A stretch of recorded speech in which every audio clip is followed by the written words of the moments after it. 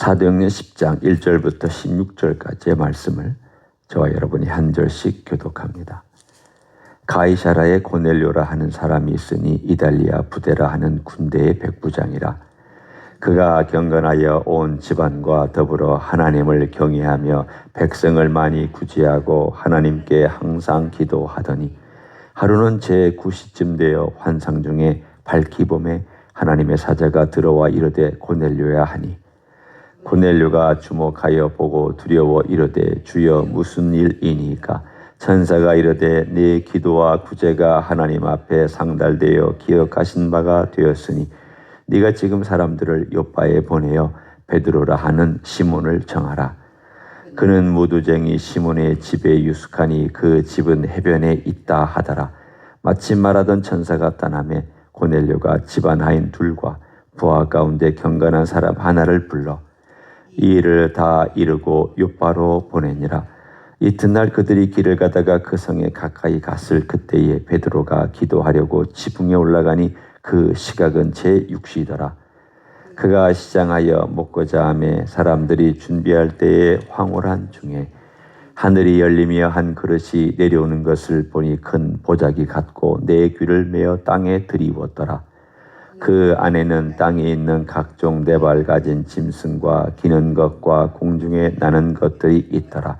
또 소리가 있으되 베드로야 일어나 잡아먹으라 하거늘 베드로가 이르되 주여 그럴 수 없나이다. 속되고 깨끗하지 아니한 것을 내가 결코 먹지 아니하였나이다 한데 또 두 번째 소리가 있으되 하나님께서 깨끗하게 하신 것을 네가 속되다 하지 말라 하더라. 이런 일이 3번 있은 후 그 그릇이 곧 하늘로 올려져 가니라. 아멘. 오늘 이 사건은 이방인에게 하나님의 성령이 어떻게 내려오게 되었느냐라는 것을 보여주는 가장 대표적인 사건입니다. 이제까지 이방인 중에 성령을 경험한 사람이 아무도 없었습니다. 이제까지 믿은 많은 사람들은 다 유대인들 중심으로 또 유대인 중심의 어떤 삶의 모습 가운데 있었던 그런 이야기들이 쭉 진행되죠. 물론 사마리아까지 포함해서 그 일이 진행되었습니다. 그런데 공식적으로 성령께서 유대인뿐만이 아닌 사마리아뿐만이 아닌 완전 이방인, 정말 누구하고도 이 유대인의 피가 섞이지 아니하는 완전한 이방인이라고 말할 수 있는 사람에게, 그리고 이제 앞으로 그런 사람들에게 어떻게 성령이 임하는가에 대한 이야기가 10장에 걸쳐서 나와 있습니다. 특별히 고넬료라는 사람이 소개됩니다. 백부장이라는 이런 직책을 가지고 있습니다. 로마 군대의 가장 핵심은 백부장입니다. 1000부장도 아니고 또한 50부장도 아닙니다. 이 백부장은 대부분의 경우 아주 엘리트 군인이고요. 경험이 많은 사람이고, 그리고 모든 전투에서 가장 앞장서서 싸울 수 있는 용맹하고 아주 충실한 사람들을 뽑아서 백부장을 시킵니다. 그런데 이 사람이 이 가이사라에서 머물고 있었습니다. 그 당시 가이사라는, 우리 가이사라 이 말은 케이사르 혹은 시저의 도시다 이런 뜻입니다. 이 가이사라 이곳의 도시를 헤롯이 만들어서 시저한테 헌납을 했습니다. 아우구스투 시저에 헌납을 했던 도시였고요. 이 도시는 그 당시에 지금의 이스라엘 땅의 해변 지역에 있었는데 가장 큰 도시였습니다. 대부분의 사람들은 헬라파 사람들입니다. 이곳에 1000명씩 군대 4부대가 있었는데 한 4000명, 하나의 군단이 있었죠. 이 군단이 이 동방 전체를 다 책임지고 있었던 군단이었고 굉장히 사실은 용맹한 군단이었습니다. 그 중에 이탈리아 사람들로만 구성된 이 군단입니다. 그러니까 어디는 다른 민족들로 구성된 군단, 이 1000명의 군인도 있고 또 이탈리아 사람들로 구성된 군인들도 있고 이렇게 4군단이 있어, 4개의 1000명의 단위가 있었는데 전체가 합쳐서 한 군단이었습니다.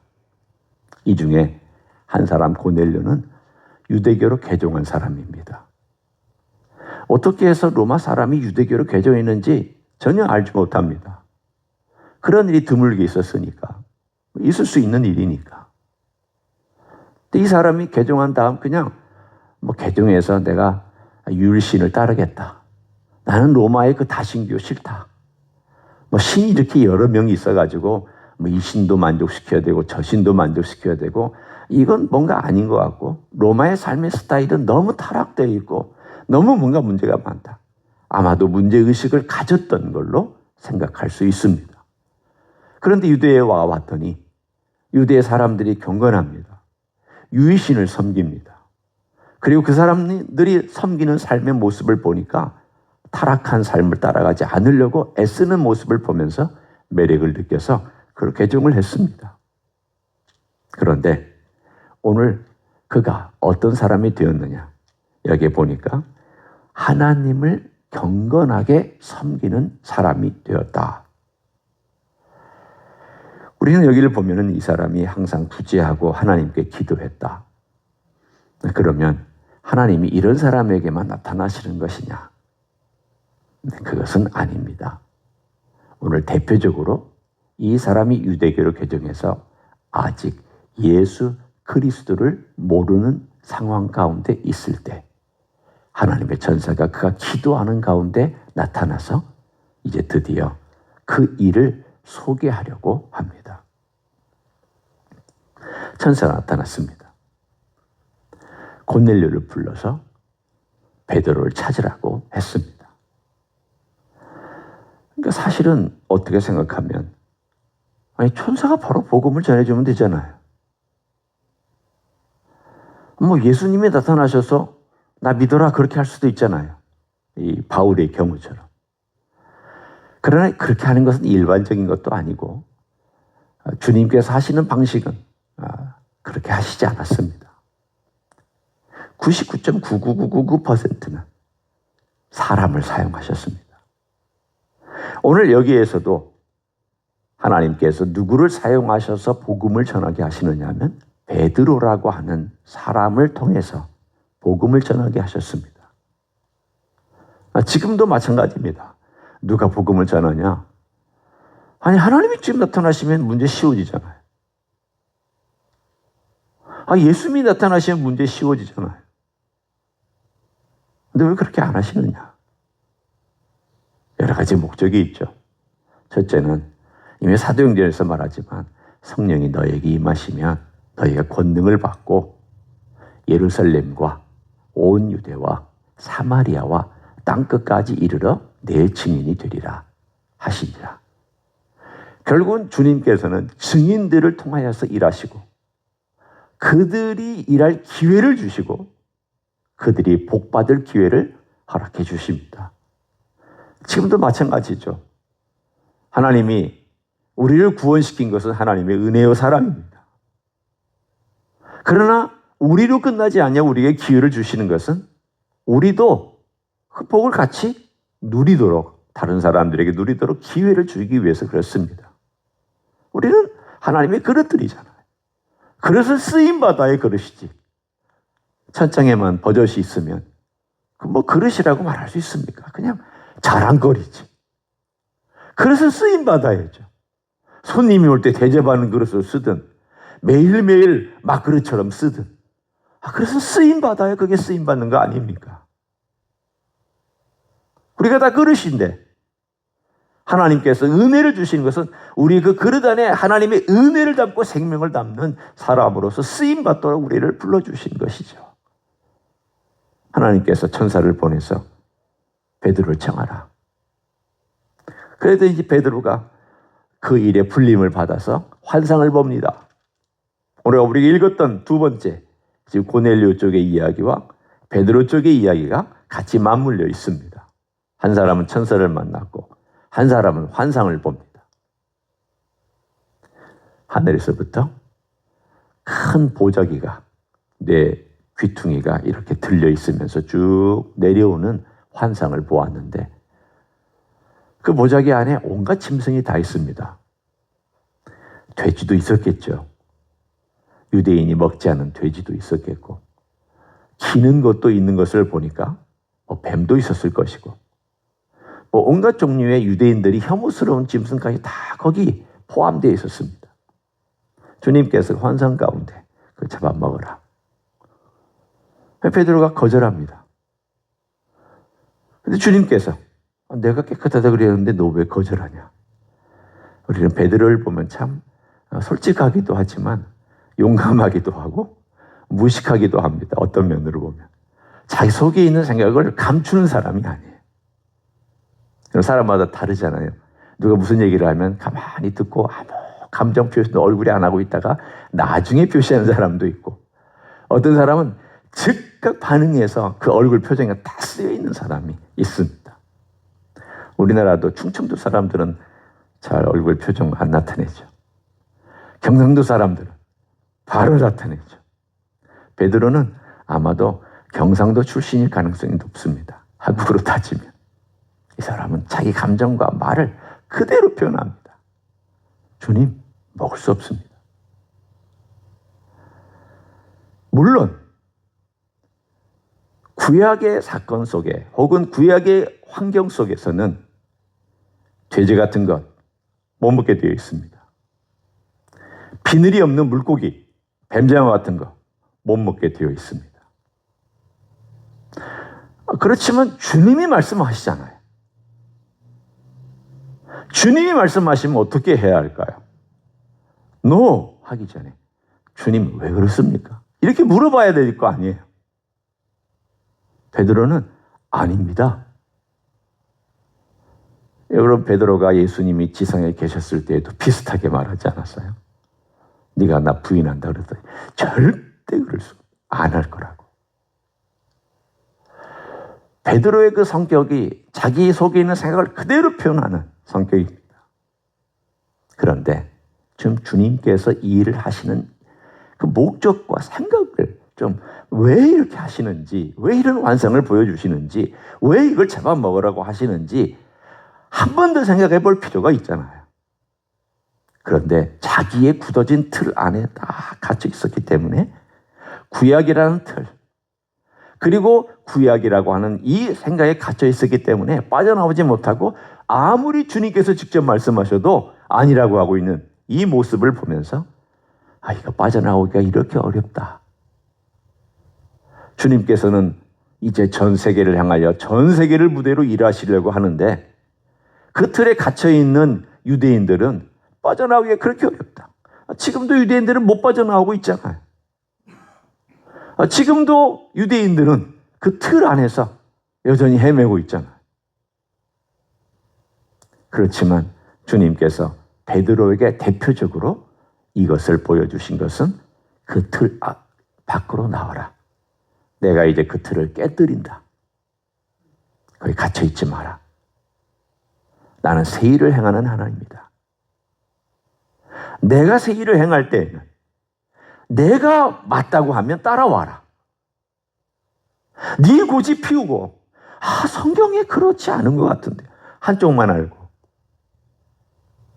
성경 전체를 알아야지 하나님의 뜻을 아는데 자기가 아는 것만을 알고 고집하면서 이건 아닌 것 같은데요. 하나님이 그렇더라고 그러는데 나는 아니라고 그러고, 하나님이 이거 하라고 그러는데 나 절대 할 수 없다고 그러고. 우리가 그렇게 되기가 쉽다는 거예요. 종교적인 뿐만이 아니에요. 모습뿐만이 아니라 우리의 삶 가운데서 주님께서 은혜를 주실 때는 우리의 인생 가운데 새로운 길들을 열어주시기 위해서 힘든 일도 주시기도 하고 고난도 주시기도 하고 또는 내가 생각할 때 아니라고 생각하는 그런 환경과 조건들도 주시기도 합니다. 그런데 우리는 생각할 때 아니라고 합니다. 여러분, 주님께서 인도에 가실 때 우리는 열린 마음을 가질 필요가 있습니다. 처음에는 모르니까 아니라고 말하기보다 주님, 제가 무엇을 배워야 합니까? 제가 무엇을 깨달아야 됩니까? 주님, 저는 아닌 것 같아도 혹시 주님께서 무언가를 가르치려고, 무언가를 깨트리려고 이런 일들을 벌리시는 것은 아닙니까? 여러분, 어떤 때는 비극적인 사건이 일어납니다. 꼭 이런 환상뿐만이 아니라 어려운 일 터집니다. 전혀 내가 예상하지 못한, 아니 어떻게 저런 일들이 있을 수 있을까라고 하는 정말 말도 안 되는 사건이 터질 수도 있습니다. 심지어는 그런 일이 터진다 할지라도 그런 상황 속에서 주님께서 왜 주님은 이것을 허락하셨을까? 왜 주님은 이런 일을 통하여 우리를 인도하시는가? 여러분, 왜 그럴까요? 은혜와 사랑의 주님은 자기 백성에게 좋은 것을 주시려고 하시기 때문입니다. 이건 분명합니다. 하나님께서 어려운 과정과 비극적인 상황도 다 사용하셔서 좋은 것을 주시려고 하는 목적이 있고, 또 하나는 나를 훈련시키려는 목적이 있고, 또 하나는 그걸 통해서 하나님의 복음이 퍼져나가는데 사용하시려고 이런 일들을 쓰십니다. 전쟁이 일어나고 있습니다. 이스라엘과 이란의 전쟁이 일어날 때 우리는 군인들만 죽지 않고 민간인들이 죽는 것을 보면서 가슴 아파합니다. 특별히 어린아이들이 다치고 죽는 걸 보면 가슴이 아픕니다. 그럼 그렇잖아요. 만약 이 일이 우리 가정에게 일어났다면 이 일은 정말 큰 비극이고 이것은 슬픈 일입니다. 하나님, 왜 이런 일들이 있습니까? 인간이 있는 이 세상 가운데 전쟁과 같은 아마 제일 큰 비극 중에 하나는 전쟁일 것입니다. 다 알지 못합니다. 하나님의 섭리와 하나님의 주권 아래 이런 일들이 다 일어나고 있다는 것을 우리는 인정하고 우리가 기도할 것이 있습니다. 이런 비극 가운데도 주님의 긍휼을 베풀어 주십시오.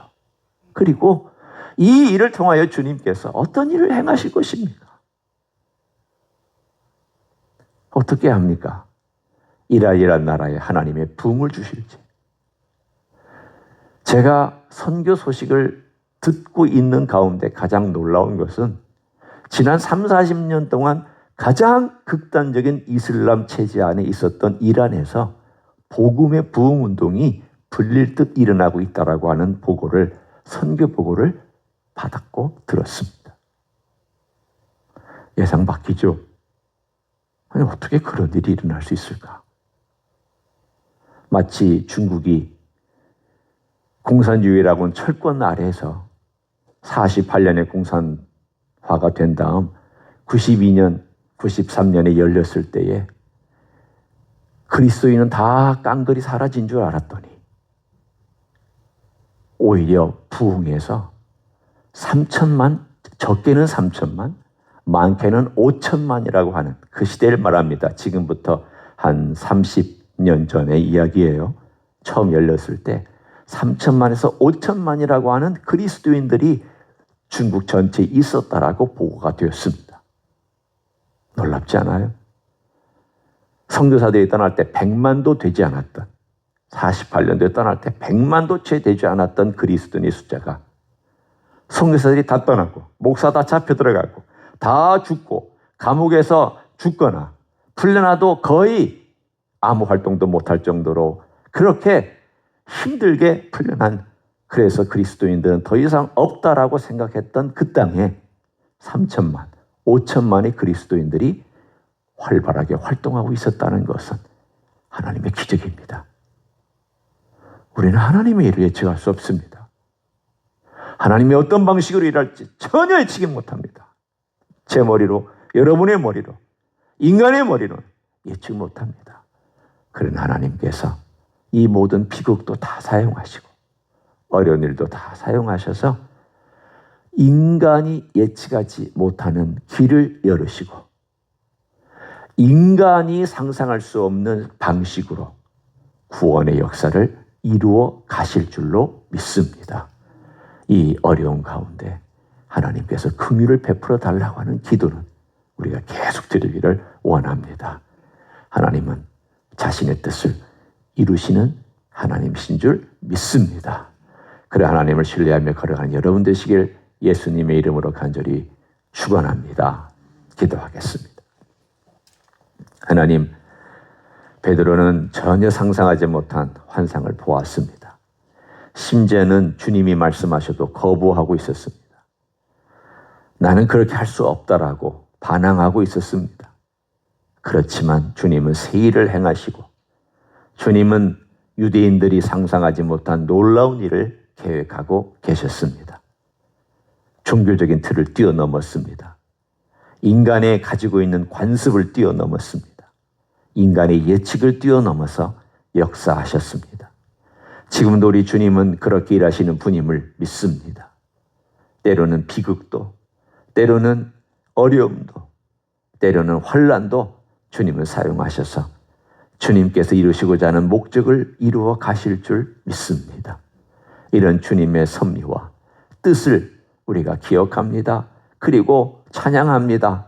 다만 주여 어려운 가운데 전쟁 가운데 있는 불쌍한 영혼들을 불쌍히 여겨주시고 긍휼을 베풀어 주시옵소서. 주님의 자비의 손으로 덮어주시고 어려운 가운데 주님의 은혜가 흘러들어가고 곤고한 가운데 주님의 자비가 흘러들어가서 우리 하나님의 뜻이 이루어지는 놀라운 역사가 있도록 축복하여 주시옵소서. 이제는 우리 구주 예수 그리스도의 은혜와 하나님 아버지의 극진하신 사랑과 성령 하나님 교통하심의 역사가 오늘도 우리 주 예수 그리스도의 그 놀라우신 뜻과 계획과 프로그램이 끝내는 이루어지고 완성될 것을 기대하며 오늘도 주님께 맡기고 주님의 은혜를 구하는 이 자리에 참여한 모든 종들 위에와 주임지 히스교회 위에와 이민교회들과 한국교회들과 선교사님들 위에 이제로부터 영원히 함께 하실지어다. 아멘.